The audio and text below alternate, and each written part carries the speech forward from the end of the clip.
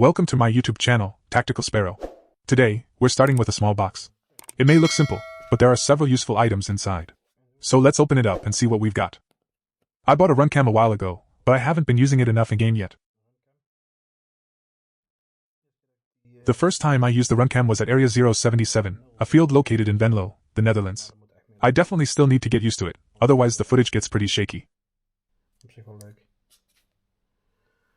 I noticed a lot of people had magazines with a higher BB capacity than I did, so I picked up some better ones. I also often had an issue during indoor games where I couldn't see my BBs while shooting, simply because it was too dark. These seemed like the right magazines for me. They're the PTS EPM1 magazines, with a capacity of 250 BBs per mag, which should be more than enough. I picked up 3 of them. There was also a good deal on BBs. These are green tracer BBs, so I ended up buying 2 bottles. I couldn't resist, so I ended up getting a tracer unit, the Airsoft Bifrost in black. The Bifrost offers no less than 10 different modes, thanks to its built-in multicolor options. It comes with a standard 14mm CCW thread, but also includes an 11mm adapter. With that adapter, it fits almost any replica. I actually find it pretty small. I thought this was the smallest one available, but it turns out there are even smaller tracer units out there.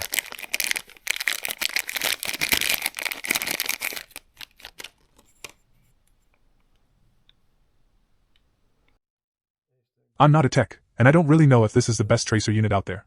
I came across this one and thought it would be a good solution to the problem I had, not being able to see my BBs while shooting in dark areas. This will definitely be an improvement, and it should finally allow me to see where I'm aiming.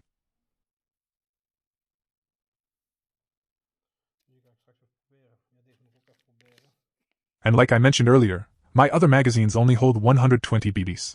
These will make things a lot more fun, since I can now apply more pressure in game. My other magazines are the Wolverine MTW PTS EPM M4 mags. I have 5 of those. Combined with these new ones, I should have more than enough, and I can mix and match depending on what I take in game.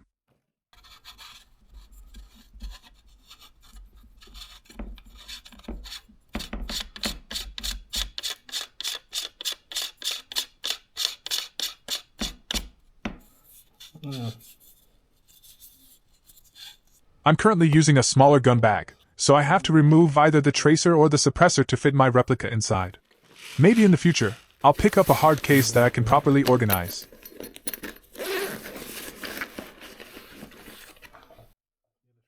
I also picked up a real suppressor, made by Bushmaster. He builds amazing suppressors that actually work. They're made from carbon, extremely strong, and built to last. I've already received several compliments. People could barely hear my rifle and even asked if I was actually shooting. Developed and refined through years of real-world use by YouTubers like Kicking Mustang, Caslab, and Rumbled, as well as many players across Europe and the US, this is an awesome suppressor. Over time, Bushmaster has designed several different suppressors. I'll show you a few of them, including the Fat Boy silencer and the HEX silencer. All I can say is, these are outstanding suppressors. Now I'm going to test the tracer, because I'm really curious about it. There are several settings you can turn on or off, and I still need to experiment with them. For now, I'll just drop some BBs through it to test. This is going to make a big difference for me in game.